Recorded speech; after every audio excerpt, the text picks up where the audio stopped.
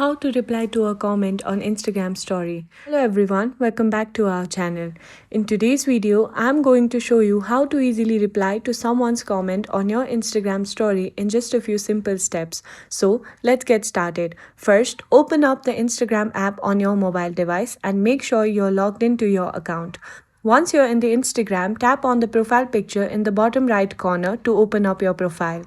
Now that you are in your profile page, you need to tap on your profile picture at the top of the screen to open your recent story.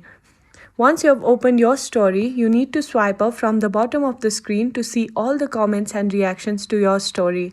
Simply swipe it up. Now you will find everything you need right here. To reply to someone's comment, simply tap the reply button next to the comment you want to respond to. Now you can enter your response in the text box.